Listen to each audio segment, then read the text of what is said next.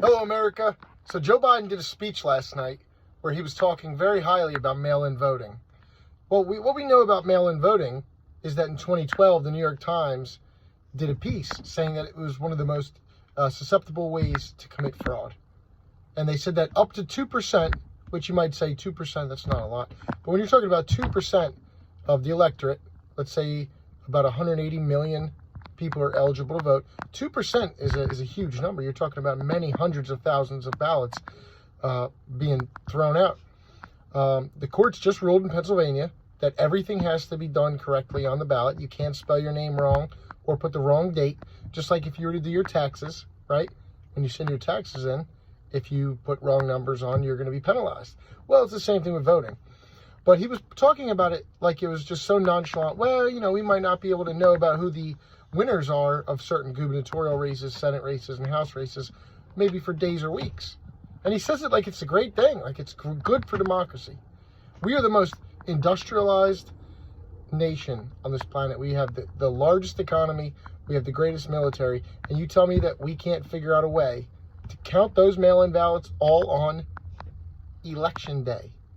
Not election week, not election month. It's election day. So why can't we count all the ballots on election day and know who the winner is by, say, 10, 11 o'clock at night? It's been done like that in America for over almost 100 years. And we didn't have the internet back then. We didn't have, high speed this and high speed that. I don't know. I'm not saying that they're doing it to be nefarious. But if I were you, I would vote in person. Know that during the 2012 election, the New York Times did that piece. Do you know why they did that piece and said that mail-in voting was most susceptible to fraud?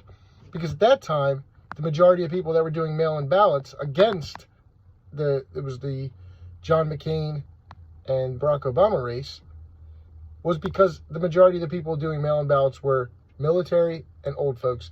And those people have most of the time voted right of center, voted Republican or for a conservative candidate. So don't be fooled. Don't be fooled by this bumbling idiot. He didn't talk about anything that was worth speaking about. He didn't talk about inflation. He didn't talk about gas prices. He didn't talk about the price of food. He didn't talk about just how bad the economy is. And, the other day he said, the economy's strong as hell.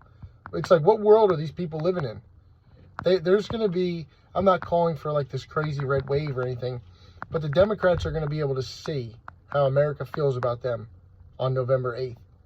Whether it's a red wave, a tsunami, or whatever, I personally think Republicans are going to take back the House and the Senate. I think they're going to take back the Senate by 52, possibly 54. But none of that really matters. These people just almost lost the governor's race in New Jersey. And right now, in New York, the Republican is a point above Kathy Hochul in New York. When has a Republican ever had a shot at becoming the governor of New York? You think about it. They haven't had, Pataki was the last governor, and that was almost 30-something years ago when I was a baby. So, America, don't be fooled by Joe Biden. Don't be fooled by this stuff about mail-in ballots. Just about everything this man says is nefarious and a lie. He is a compulsive liar. He is pathological in his lies. Just over the weekend, he said, he was talking about his son again, Beau Biden. By all accounts, Beau's a good person. He's the Attorney General of Delaware. He died in Delaware of brain cancer.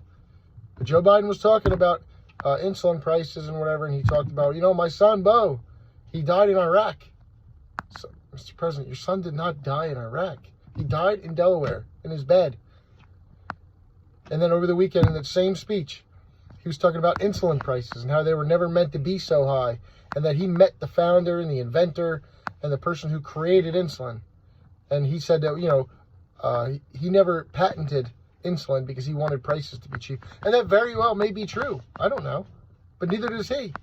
Because that man was dead 2 years before Joe Biden was even born. And for him to get up on stage and say, I know, I talked to him. America, we're at a crossroads. We have a president that has legitimate dementia. And I don't say this to be funny. I don't think it's a joke. I think it's disgusting. I think it's disgusting that his wife allows it to go on. I think it's disgusting that his party allows it to go on. We have a president that has no grip on reality. He thinks that everything is good.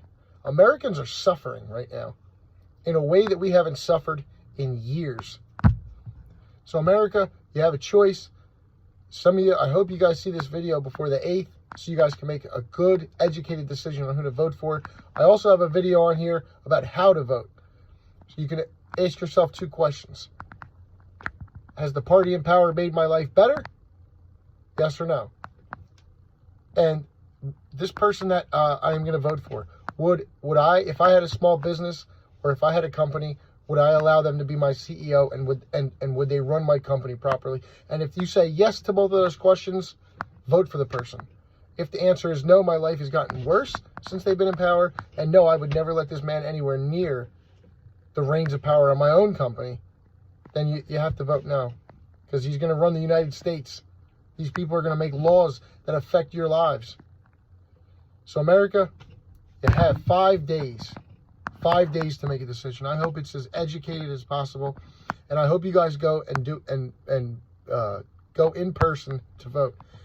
All this mail-in balloting, I'm not saying that people are throwing ballots and stuff out, but by the Democrats and the New York Times' own position in 2012 is that it's not safe.